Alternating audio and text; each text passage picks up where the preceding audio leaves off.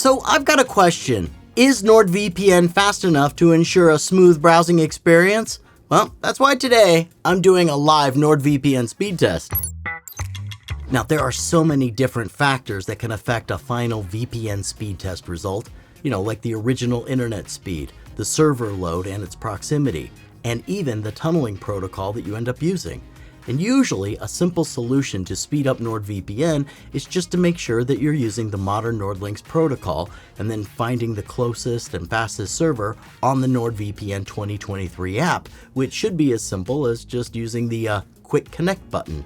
So, hey, why don't we see how well that actually works, in real life. All right, ready, set, and now... Okay, and now here we go. All right, so keep in mind my baseline speed is around 300, so at 285, the download speed is, essentially shows that there's going to be zero noticeable difference when I'm browsing.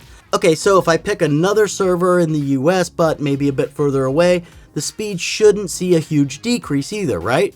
All right, let's find out. There we go, yep, just a little bit lower numbers, but still really good.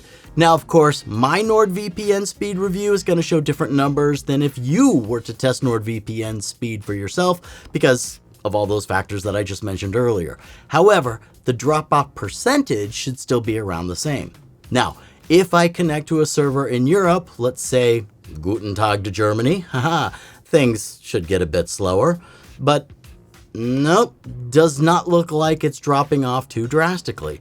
Now, if you have speeds like this when browsing, and then you start counting by the second or by the millisecond, well then, yeah, you might notice that tiny delay. Whatever.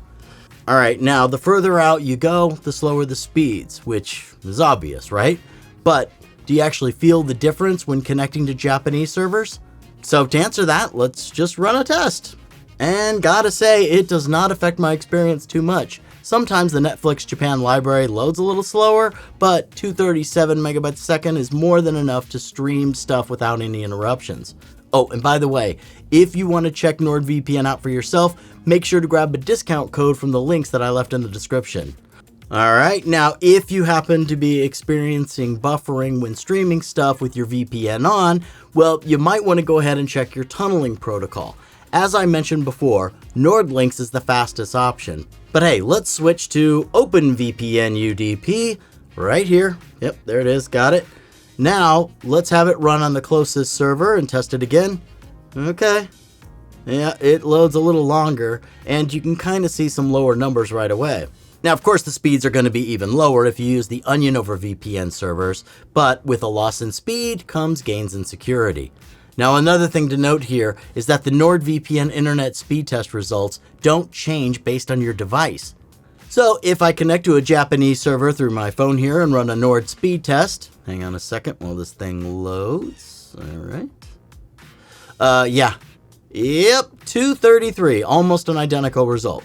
I will say these upload speeds aren't that impressive though, so if you torrent, hop over to the P2P optimized servers. They should provide a better performance. For more advice on using NordVPN or any other provider, well, all you have to do is subscribe and check out our channel. It's not that hard.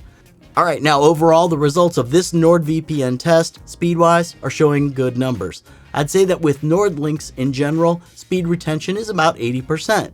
Oh, so hang on. So are NordVPN speeds good? Well, in comparison to other VPN providers, they're actually one of the best.